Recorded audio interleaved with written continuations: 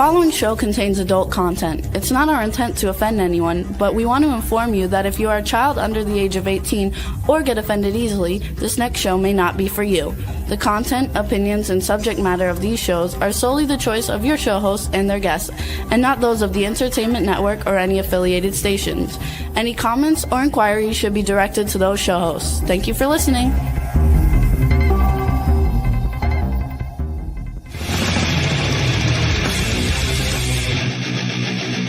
Listening to the Adventures of Pipeman on W4CY Radio.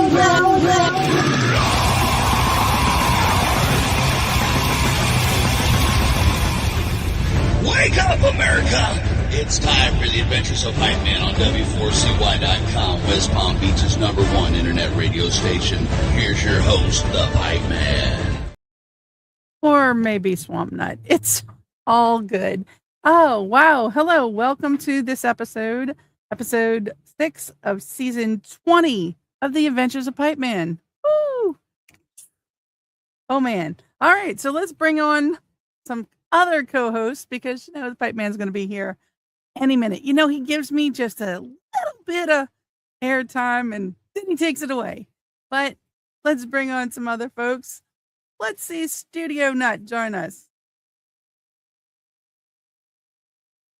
And see, just like that, he's not going to do it. Oh no, I'm here now. I just wanted to see how you would react. Here's a pipe now. See, that's what I mean. Just like that, I seen him come in. There you go. Well, you know what? It's better. I like being better down here because you can keep that banner up there to cover Rebel's face. Hello. It covers the big forehead. It doesn't look like she has a big forehead now. I have my hair is up in the freaking whatever. All right, but we can take that away from her face anyway. But yeah, okay. So here's what we're gonna do. Should I be there? Yeah. Okay, we'll do that. That sounds good. Hey, Bill, how are you? I'm fantastic. How about you? I'm doing great, and of course, your bird's going to be part of the show today. Absolutely. So I watch these things on socials. They're going all over the place. This AI parrot who does a lot of stuff. The parrot, you got to check it out. You got to go look on socials for these parrots that are like talking to the other animals and talking to humans, or the animals are like, the cat's bothering them and they're screaming, mommy, the cat's trying to eat me, and stuff like that. And then they have the cockatoos that will, in the middle of the night, turn and talk to Alexa and get Alexa to play music and start dancing and blast the music loud. Volume up. Yeah. Volume up. In fact, Juan, why don't you see if you can find something, one of these videos to put up here so Bill can see. Maybe one of the parrots, like, getting mad at the other animals, and maybe one of the cockatoos saying, Alexa, play disco, and dancing like they're in the nightclub. So anyway... Fatty Tumors and Pets. By the way, before we get to that, I wasn't here in the very, very beginning, so I don't know what was said because I had this scenario that was a 5-minute deal with a client that, those clients, Bill, that they want to have control of things, technologically speaking.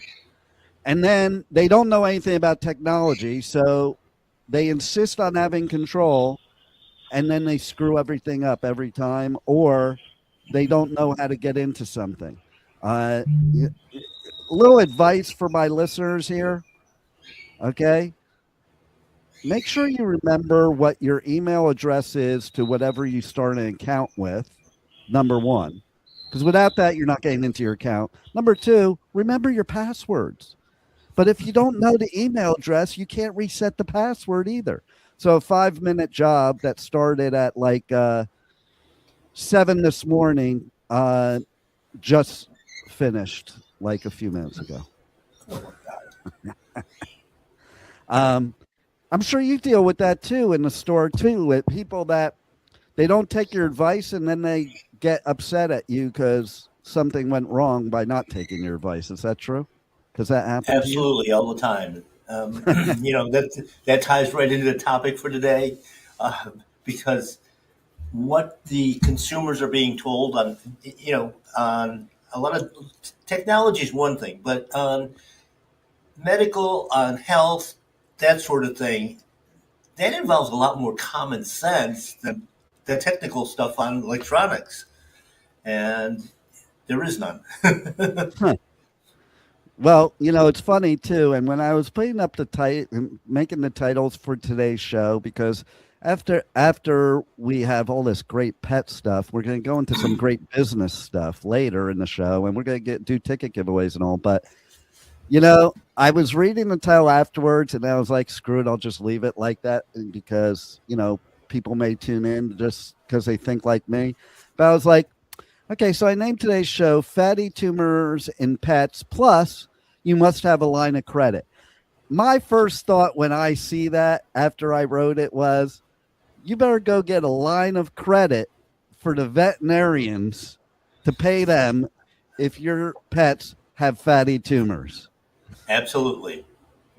Absolutely. And that's not what I meant by that, but I guess that was the universe just saying, this is what really happens. It is. It really is. It's such a sad case. I mean, here we are in 2026, and we can't get out of our own way when it comes to doing anything cancer except raising money for big foundations and big hospitals. That's all we do. We just raise all this money for the search for the cure. Where are they looking? Because I know they're not looking at anything living, because the answer is right in front of us. Right? So what is this with fatty tumors in pets? How does that happen? Well, one of the big issues, of course, with our pets is the amount of preventive medicine that's being prescribed. And that's in the form of shots and warmers and, heartworm stuff. All this stuff, sometimes up to, just on the injectables, up to 100 different ones in the lifetime of a dog. Then you're taking that in like these so-called heartworm remedies that don't work. They're not preventative. It says on the box it's not a prevention. But the veterinarian is actually lying to you when they say that. And you're giving, anywhere from 12, from one injection a year to 12, other tablets or doses, if you will, for the lifetime of the animal. And then we're wondering why the life of the animal is only, averaging 8 years now when it should have been over 20. I have a question as far as that goes. What is wrong with humans today that they don't have common sense? I'm just thinking to myself, okay, if I have a dog or a cat, they survive, especially cats. They survive pretty well on their own. They survive on the outdoors, whether they're domestic or not, playing fine on their own. Okay, and there are dogs in the wild, or like if you go to Puerto Rico, there's dogs like just hanging out everywhere. Places like that. Why is it that humans here don't use some common sense to say, oh, wait, these dogs and cats don't need all this stuff except when they're in our house? It's, it's the narrative that, of course, has been provided for the last 40, 50 years, basically. And, of course, they took it off the human medicine side, where you have to have checkups. You have to do this. You have to do that. And they believe that the only person that can give advice is somebody that's wearing a white coat. And, it doesn't matter how many letters you have after your name, doesn't make you smart, doesn't make you not more educated, but, have more knowledge. It just means that you were able to pass a few tests in school. And, and then it also means you have the knowledge. It also means they have the knowledge that was given to them. That doesn't mean it's the right knowledge. That's right. Yeah, it's a sale. I mean, basically, in most cases, doctors, veterinarians are nothing more than drug pushers. Because, unless you get into some of the specialties, which the specialties don't work either, because they're only looking at one body part. You go to a heart specialist, he's looking at your heart. How did I get a heart problem? Oh, I don't know. Probably hereditary, probably genetics. Genetics has very little to do with it. We never look at the root cause. That's where the problem lies. And that's where the fatty tumors and that come from. Basically, it's cancer.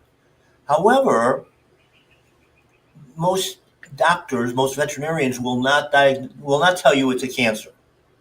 They'll tell you that, this is just a little eruption in under the skin. We can just hack it out. And they're hacking these things out month after month, year after year on an ongoing basis until it finally turns into a hard tumor. And then all of a sudden now they're in panic mode.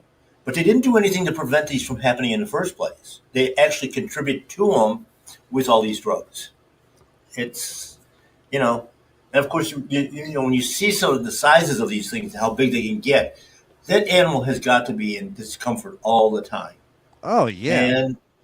But if you actually watch the dog or the cat, they ignore it. It's just a part of life. They're not running to the oncologist. But you mean they're not little whiny bees like human beings are? No, they're not. No, they're not for the most part. And there's a lot of technology out there, starting with food, that actually allow the body to heal and cure itself. Can you imagine that as a concept, that you can actually rebuild your own body? Wow, what a concept. Yeah, I did that when I reversed the diabetes. Dr. Jafari's like, we're going to rebuild every cell in your pancreas. Okay. Yep. That's what the body does. And, liver, kidneys. I mean, we basically replace enough cells in those every 4 months to have a healthy liver or kidney. Unbelievable. So Rebel. Yes. Have the deworming things worked for you? What deworming things? The things that the vets are doing to, like, that he's just said doesn't work. I don't go to vets. I don't believe in vets. I don't have any faith in the medical profession for humans either. Tell us why that is. Why? Which part? Why do I not have faith in the medical profession? Because the ADM, AMD, whatever that thing is, they are a governing agency of all people who pay lots and lots and lots of money to study, to have letters in front of or behind their names, and they never follow up on learning. Like, a cosmetologist has to continue to learn every year. A lawyer has to continue to learn things every year. Doctors apparently go in, test once, get those letters, and screw people up so they can make a living. What do you think about that, Bill? Well, and there's a lot of truth to that. I mean, obviously, in my 60 years of doing this, it's just been crazy when I look at the indoctrination, first off, that doctors and veterinarians are put into a position, basically the Rockefeller model of only patented medicine, nothing natural. Food has nothing to do with it. Exercise has nothing to do with it. I'm down here, I'm driving over to the studio. I'm looking up at the sky. It's nothing but a checkerboard of chemtrails. It's been that way all morning long. And, what are they, all these poisons that are going into our body, and then they just add more to it. How can you believe them? Ask them, if you ask them what the cause is, and actually, is this medication going to help cure me? If it's going to cure me, why do I have to be on it for life? Yeah, exactly. You're on it for life because it doesn't cure you. It keeps you sick. But let's hear what a parrot has to think about this. Play music. Playing disco playlist. Yeah! Party, party!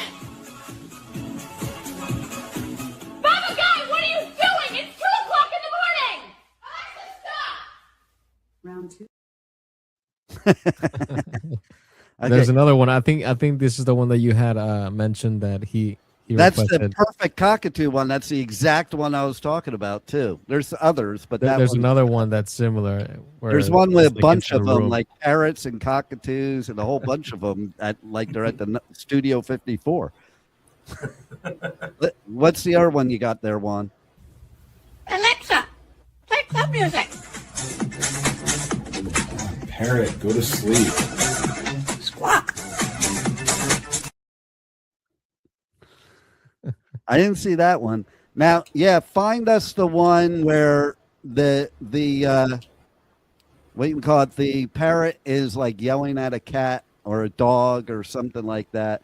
There's also one that's there's this TikToker that has this cockatoo, I think it is, that is always yelling at them, Bill. Like yelling at the wife, loves the husband, and then he'll come after the wife. And she does it on purpose on the TikTok, obviously, where she puts her feet up because he's coming after her. But he's just running around yelling at everybody. So while Juan finds that, go ahead. Yeah, I mean, there's a lot of truth in some of this stuff because some of those birds can get pretty wacky. I know because I've had birds for 50 years now, and they can get out there. I mean, it was funny when we had earlier in my career, I was working in retail at basically a department store. We were in the pet concessions in it, and we would get 2 o'clock in the afternoon, 3 o'clock. Those cockatoos would start screaming, and you could hear them from end to end in a huge store. Nobody could talk, nothing, and there was no way of shutting him up until they decided, "Hey, I'm done now." It was kind of comical. They probably do it on purpose. I mean, listen, I mean, I would too. If I was a parrot, I'd be bugging the hell out of you. Well, they're flocking animals, and of course, because you have a single one, you're a member of the flock. So I'm going to yell at you for not taking care of me. Right, and I have to say too is that well, see, somebody else is upset. Like, did you not feed the dog today, Bill? Nope, absolutely not. I would say I would never have a bird again personally because I had parakeets. And they were the most annoying pet I ever had in my life. They never shut up, even with the thing over the cage, and they would always shit outside the cage. You know how talented they are to do that? I know, right? That's truly what a glory hole is, right there. What about you, Juan? What does your fish do? They swim. Your guppy. Does your guppy yell at you or turn on Alexa or anything? I think one of them yelled at me the other day because he was like up against the glass while I was close by, and there was like bubbles coming out of his mouth. So I think he was yelling at me. I just couldn't hear it. All right. Wait for the bubbles to come up and pop. All right. So what about you, Rebel? Do your animals yell at you? No, I keep them pretty happy. So no, they don't yell at me. They like to photobomb and video bomb a lot, but it's okay. So wait, you keep them happy, but nobody else. Oh, absolutely. I have no other time for other people. I just gotta, take care of them. Well, because they're the ones that are most grateful. Okay. Unconditionally.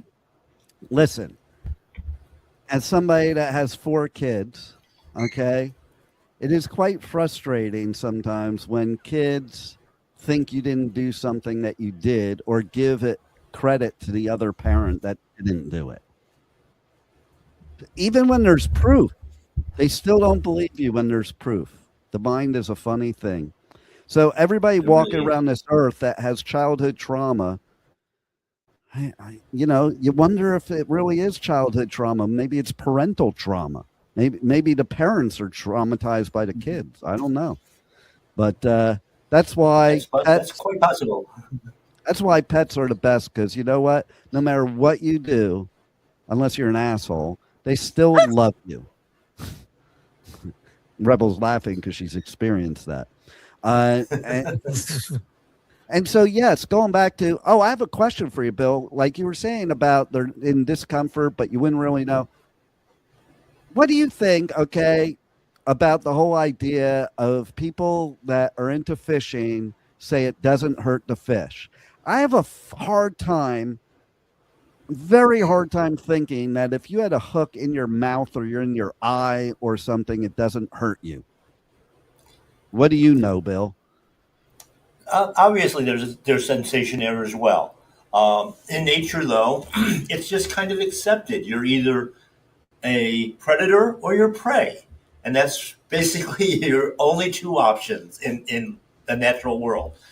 We're the only ones that try to change that, and we create diseases so that we can create treatments. So, if you're out fishing, you might want, when you hook a nice sized fish, you might want to take it to the trauma center before you, fillet it and have it for dinner. No, wait. If you take it to the trauma center, they're going to drug it. No, but it might give you an upset stomach, Rebel. If it has trauma and you eat it, that trauma will be transferred and you'll have gastro problems from it. But if you take it to the trauma center, they're going to drug it and then you're going to have problems from the drugs. Well, at least you'll have a good high going. Yeah, I mean, if one of the things when we look at the food industry, the meat industry especially, is you want to keep that animal that's going to be slaughtered as calm as can be, because if they're excited, if they're being crowded, all of that sort of stuff, it's an adrenaline rush, and that does affect the quality and the taste of the food itself. Yeah, and so when you're looking at the way we used to do things, hunting and fishing, you want as quick of a kill as possible. That can't happen with fish unless you're spearfishing. But on wildlife, deer, wild pigs, any of that stuff, one clean shot and it comes the system just shuts down. There is no adrenaline rush, and so it's a much higher quality food at that point in time. And of course, that's one of the things that we have to look at when we have our pets and ourselves as well, to avoid getting these cancers, these fatty tumors, and all of that stuff. That we want to eat clean. We want the cleanest foods that we can get. Today it's very, very difficult because of all the additives. We don't have to go to the trauma center for drugs. It's in all the foods that you buy in a supermarket. Well, and also I saw something somewhere, a booth at like one of the events I was doing, where they had cannabis gummies or whatever for dogs and cats. Mm-hmm. I mean, we're getting kind of ridiculous, because isn't THC toxic to dogs and cats? It is, and on all these things, though, they limit it very, very strictly. The CBD portion of it is what really does the work itself, because it's basically turning on receptor sites in the body. All mammals produce their own CBD, believe it or not. And it's a whole part of the system, just like the adrenal system. Instead of, the adrenal system kicks in when there's trauma, the CBD, the endocannabinoid system kicks in when there's inflammation. So it's turning on and flushing those areas with nutrients and blood cells and protector cells and, a whole host of healing mechanisms. And it works in most cases, but you still have to have the nutrition behind that. You can't stimulate new stem cells, for instance. We do some other technologies with light patches and stuff like that. You can get healing because we're targeting areas, but you still need that clean nutrition to be able to heal. Let the body heal itself. And where would be the best place to look for that clean nutrition? Obviously, at my paleo pet to start with, especially if it's for your dog or cat. But you have to look at finding suppliers of clean, foods. I was having a discussion earlier about how we didn't start out with organic labeling. We didn't start out with pasture raised labeling, if you will, until they started playing games with adding chemicals to our food, to dog food, cat food, all of that, because then it became a marketing game. And there's no reliability. I mean, we don't know do you have any idea where that vegetable was even grown sometimes? So much of this stuff comes from around the world. It's in transit forever. And yet, we think, it's got an organic sticker on it, or it says all natural. 20 years ago, 30 years ago, everything all of a sudden became all natural. What was it before? They're not labeling it as artificial today, which is what it really is. Well, when Americans go to places like Costa Rica or Europe or whatever, one of their biggest complaints is how quickly the food goes bad. And it's like, hello, that shouldn't be your complaint. If your food is not going bad like it would in the wild, there's something wrong with it. Absolutely. Absolutely. And when you think, you go into the supermarket and you're looking at, let's say, a salad mix. Okay, there's, 5 or 6 different vegetables there. Where did those come from? Each one of those components could be from a different country. And then they're all just thrown into a warehouse here in the United States, chopped up, rinsed with, I don't know how clean the water is, but, and then packaged, and it lasts for 2-3 weeks in the supermarket. I just saw that one of the organic certified associations is filed lawsuits against a chemical company because they're using a special chlorine mix in those misters that are over the produce counters that's not organic. So there's no, and it's not disclosed. There is no signs that, this lettuce, this broccoli has been sprayed with XYZ. There's just no accountability, if you will. And they just get away with it. They get away with it. Oh, yeah.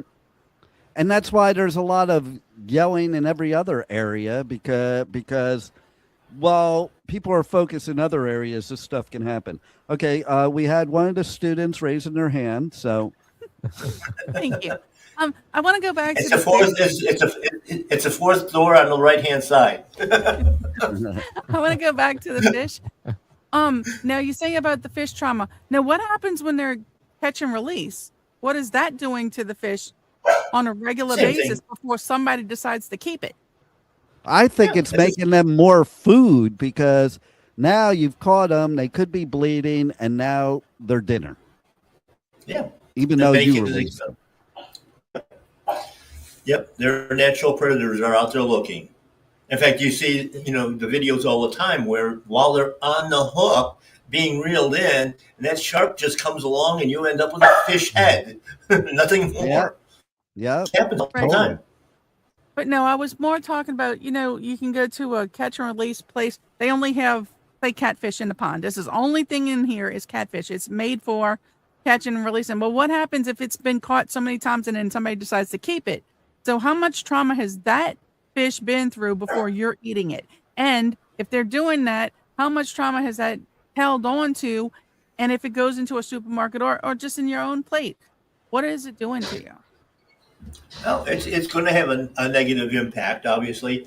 When we look at the way, with animals that were caught and released this way, they're going through all these traumas, okay? But they've learned to struggle, so that muscle tissue is going to be tough. It's going to be a lot tougher, not going to be fit for basically human consumption at that point in time. People ought to second guess that catch and release thing. Yeah. I think, listen, my idea of hunting deer is I'm going to go and put a bowl of chocolate ice cream out for them. Like, then they'll be happy when you catch them. and the yes, venison will be absolutely. the venison will be really good. No, seriously, I would probably I would say, hey, look out. If I was with people hunting, I'd be like, hey, look out. I say, give the deer a human brain and a gun, and then it's a sport. Or like my best bro who passed away 2 years ago, he used to go hunting for brown bear up in Canada with a black widow recurve bow. Now that's a sport because you have one shot or you're dead. Because like and you better hit in the right place because those brown bears, you don't want to mess with them. No. So tell everybody how they can check out more about My Paleo Pet, how they can check out more about you and your show, your podcast, and everything they need to know. Well, everybody's got to listen to the Pet Health Cafe every week, live on Thursday nights at 8 o'clock. Of course, it's available on YouTube, Spotify, and a whole bunch of other platforms where we always give great advice on health and animal behavior, people behavior, all of that stuff. Our sponsors, both BioComplete and My Paleo Pet. My Paleo Pet's the retail operation. BioComplete makes the food, so we have everything in-house under one roof that we can control the quality as well. MyPaleoPet.com for online sales as well, and consultations. I'm available through that to give personalized consultations for both your pet and for yourself. Pet parents have got to stay healthy as well, because if you're not a healthy pet parent, if you don't know what you're doing, your animal suffers, and we don't want that to happen. That's why we have Pet Health Cafe to show where your pet has a voice. And Rebel, I'm no longer into the whole catch and release thing. I'm divorced twice. I've had enough of it. Good thing. Okay, so yes, definitely check out Pet Health Cafe. If you're here in South Florida, go into the store in Pompano Beach, right off of Sample Road, or you could just go to mypaleopet.com and place your order right there. You deliver, right, Bill? Yes, we do, and we ship all over the country as well. Nice. So take care of your pet, even if you don't. And it's funny you said about the humans, because most humans I know that are really obsessive about pets, they take really good care of their pets, but they don't take care of themselves at all. And you're right. That's one reason why we ended the farm to table section in the store, because the pet parents were always complaining, my dog is eating better than I am. And I said, I have a program for that. There you go. So sign up for Bill's program. You'll love it. We're going to be going in a minute to commercials for festivals. We're doing ticket giveaways on for the 2006 Pipeman Radio Tour. Also, stay tuned. Tune in this Wednesday for my live show where who knows and anything goes. It won't be so serious. It may be serious. You never know what you're going to get. But we are going to talk about some big things that are happening for 2026 and are going to benefit everybody. People that have shows on the station, and the listeners. So you're going to want to check out what new stuff we got going on. And then I also want to pay homage today. It is Martin Luther King Day. And so we should pay homage here on the show. I think we should bring Martin Luther King back, kind of like in Pet Sematary. Bring him back, and he could run. Let's see if he runs for president, what happens. I don't know. It would be interesting. He was a Republican, by the way. Like, that's the funny part, is I think the roles have switched somehow. Yeah. Somehow. But Rebel, make sure you take care of those pets. And make sure you take care of yourself. And Juan, don't eat your guppy thinking it's a gummy. I mean, for breakfast, they might go good with eggs. I know, right? That's a new thing. I think we should start. Hey, Bill, let's start a restaurant that serves stuff like that. Okay. There you go.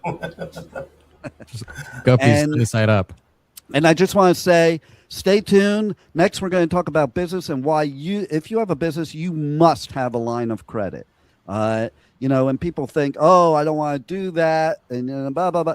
There are good reasons, and you will find out soon about why having and being a successful business person requires it. And then after the show, if you check out some of my socials, there's going to be some reels with somebody I did an interview with the other day, who is absolutely incredible. She's not only a musician, she's a great artist. She even paints surfboards, and was down here for Art Basel in Miami.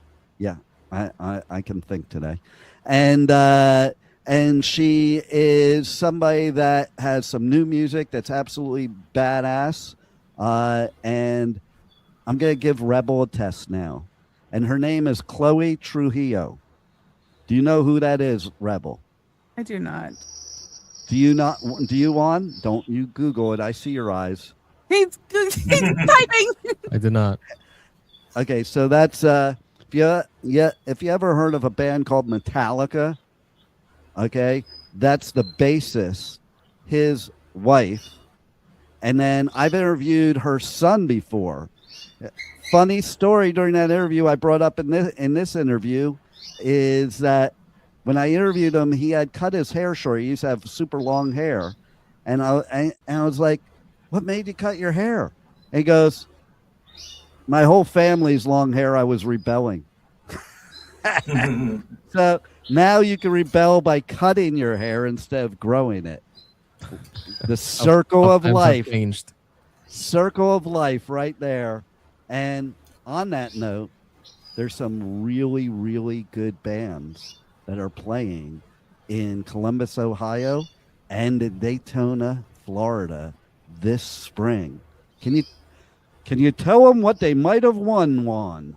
Sonic Temple Art and Music Festival returns May 14th through 17th with My Chemical Romance, Tool,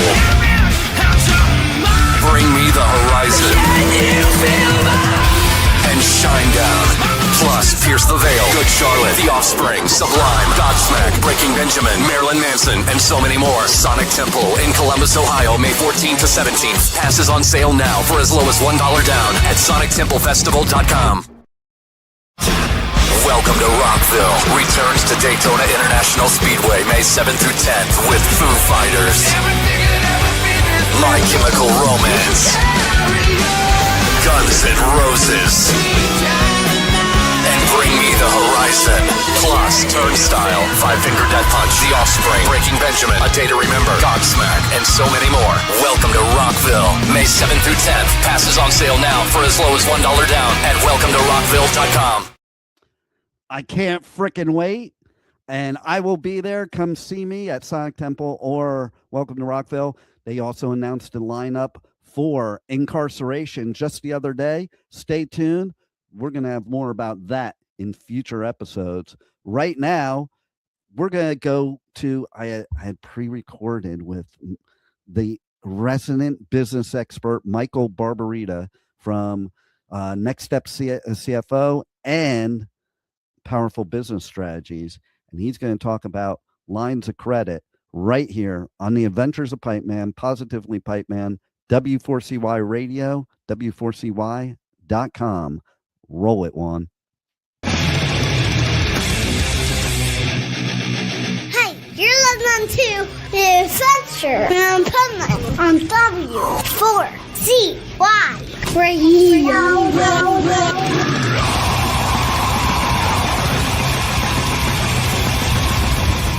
This is the Pipeman here on the Adventures of Pipeman, W4CY Radio, and this is the Positively Pipeman segment of the Adventures of Pipeman with our Next Step CFO, Michael Barbarita, who is going to give us some powerful business strategies. So welcome to the show, Michael, and let's talk about lines of credit. Thank you, Dean. Thanks for having me. So yeah, line of credit. Now, when I get a new client, one of the first questions, early on that I ask is whether or not they have a line of credit. And about, I would say at least 60% of the time, they do not. And that is a huge, huge mistake, because as everybody knows, business has its ups and downs, and poo-poo happens, as you probably already know. Yeah. And part of that poo-poo is poor cash flow due to whether it's economic conditions, whether it's just a seasonality thing, whether it's a bad sales week. Whatever it may be, there's a million ways to have a cash flow dip. And most of them can be temporary if you manage your cash flow properly. And so, but be that as it may, you must have access to a line of credit. We're not asking you to go out and get a loan. We're asking you to get a line of credit that doesn't have to be used if not needed. And you only pay about $150 a year to the banks that charge it. I know of a couple banks that don't charge anything for their line of credit, so that, it's free to use, and that's the end of it. With one fee up front, like $400 up front, and that's the end of it. So, but a line of credit is something that is just incredibly valuable. And a rule of thumb. Here's a rule of thumb of how much, because lots of times business owners ask, well, how much should I get for a line of credit? At a minimum, 10% of your annual sales. At an absolute minimum, I like to try to go for 15%. It depends upon your credit and your situation, but even if somebody should get, let's say a $2 million business should have a $200,000 line of credit, and they can't get it, but they can get a $50,000 line of credit, I make sure they get at least a $50,000 line of credit, because you've got to have it. It's very important. And you're not paying an inordinate amount of money for it. You're not paying interest on it until you use it. Yeah. And the other thing is there's a proper way to use a line of credit, and there's an improper way. Number one, it's not an equipment loan. Sometimes business owners go out and buy equipment with their line of credit, and then the bank, who has what's called a zero balance provision in most line of credit agreements. And a zero balance provision means that you've got to zero out your line in a period of 12 months. You got to zero out your line of credit for 30 days. So if you're going to buy equipment with your line of credit, you're not going to zero out your line of credit, and that's going to cause problems. Now, for the most part, as long as you're making your interest payments, banks leave you alone. They let things carry forward.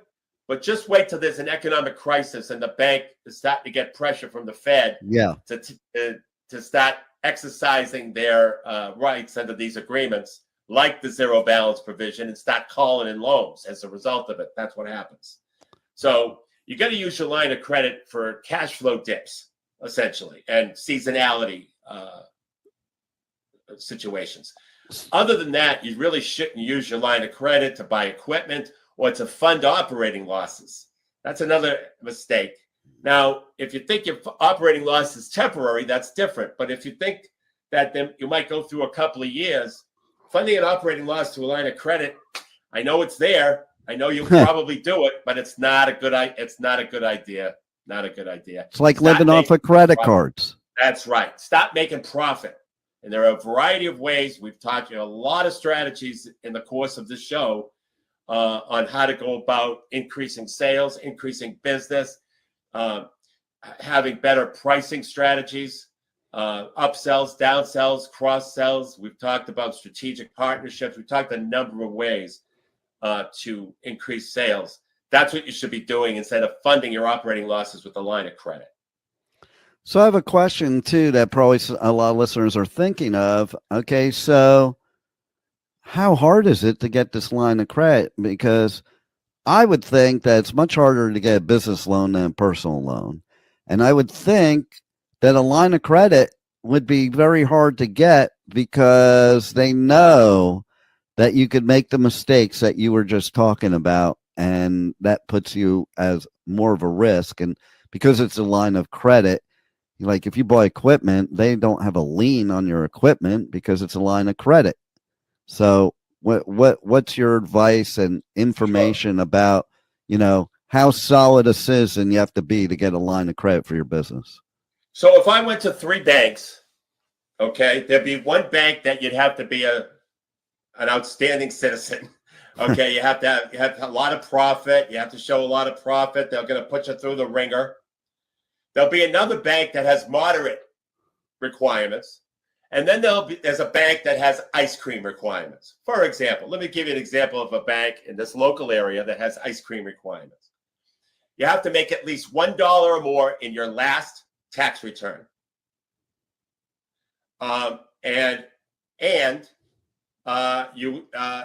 Your sales have to be over like $100,000, and you could qualify for as much as $75,000 line of credit. That's the end of the underwriting. Wow. So you have that. Okay, you have that. And by the way, these are complacent banks who need loans. Let's call a spade a spade. This is what happens. Okay. Yeah. When times are tough, those terms are gone. Yeah. All right. Then you have those banks that, have moderate requirements. Well, let's go back to the ice cream for a second. Yeah. I like the ice cream. Yeah. So what? I just go bring them some ice cream and they'll give me the loan. But how do you know which banks are the ice cream banks? You're going to call. You're going to make calls because they change. Because it's all about how much business they need, how much, if they need to loan money. That's all it's about. The more opportunities, the more credit lines that they give out, the more opportunities they have to loan money, the more risk they have. And so when times are not as tough, banks get aggressive, just like businesses get aggressive potentially with advertising or, going for it kind of thing with their business and taking on extra risk. Banks do the same thing, and different banks at different times do that. And what's very interesting about it is that there's certain banks in this area that I would never do business with, because if you ever go into default, they send the Gestapo after you. Yeah. There's other banks that don't do much at all, Dean. So you've got to you should talk to a fractional CFO, because they know what banks are the ice cream banks in your market. So you should really talk to a fractional CFO about it, because that's one of the things that we know. Now, I know about the New England area, and I have contacts around the country as well. So if somebody called me and they were living in Topeka, Kansas, I could probably help them and point them in the right direction in terms of what banks to go after and what banks to not go after, not pursue. So now that we're going to go talk about the mediocre and the hard, I would assume that it's a good assumption that the big banks, the like nationwide big banks, are not going to be the ice cream banks. Before 2008, before 2008, you were wrong.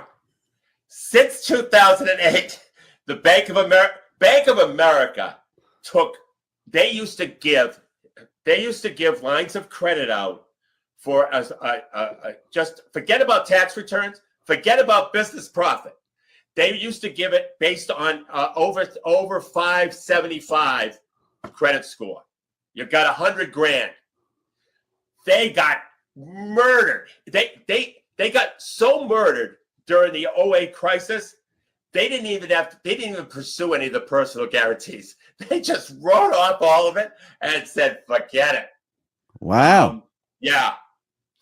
And I had 2 or 3 new clients that came to me because they were in trouble with the bank. Well, they weren't in trouble with as it turned out, but that they had gone in default with the Bank of America during the crisis.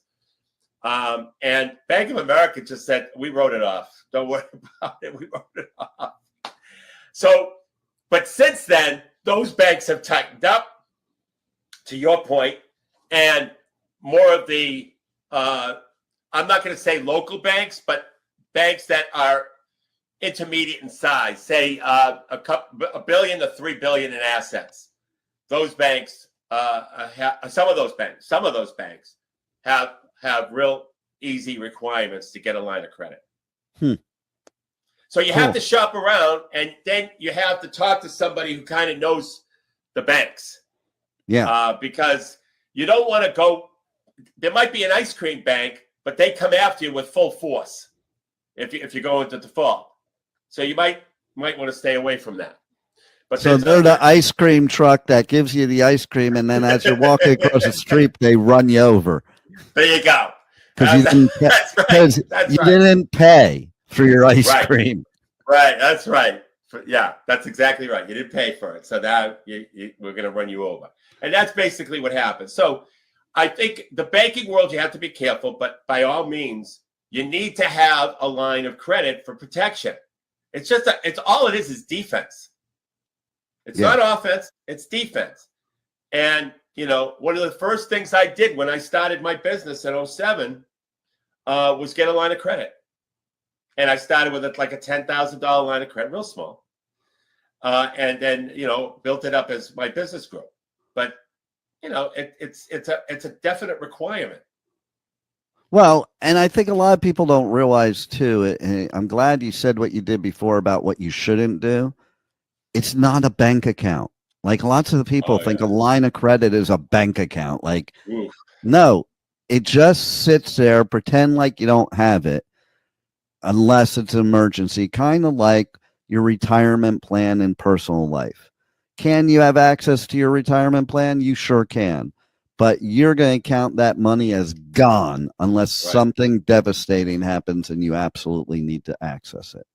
The best time to use the line of credit is when your cash and receivables added together cover your payables and whatever you take out of the line of credit, because that will that liquidity eventually the receivables will eventually become liquid and you can pay down the line of credit.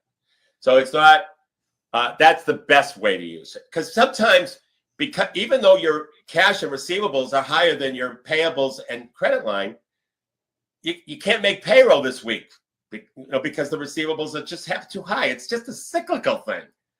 It's not like you're mismanaging your receivables. It's just a cyclical thing. So many times, and by the way, lots of times in those situations, your credit line is outstanding for a week or two. That's it. Right. But it saved you. Exactly. It saved you from going to a credit card, paying 18% or some 25, whatever crazy percent you're paying. It saved you from borrowing it from Aunt Mame. It just, and having, that embarrassment with family, or telling the wife you have to go into Hip Pocket National Bank, to take the money out and put it in the business. That's never, or a spouse, that's never a good conversation. No, they don't want to do that. They don't want to do that. So anyway, that's it. And the way you can reach me is by going to nextstepcfo.net and go to the contact page on my website, fill out the contact form. And if you have a question about line of credit, you can put the words line of credit in the message section. Be happy to answer your questions. And go out there and get yourself an ice cream truck. Thanks once again, Michael, for some great advice. And I look forward to a lot more from you in our powerful business strategy segment of the Positively Pipeman. And next week, we're going to talk about something that goes hand in hand with that line of credit, solving cash flow problems. So stay tuned. Come back to hear the Adventures of Pipeman, W4CY Radio. Thank you for listening to the Adventures of Pipeman on W4CY Radio.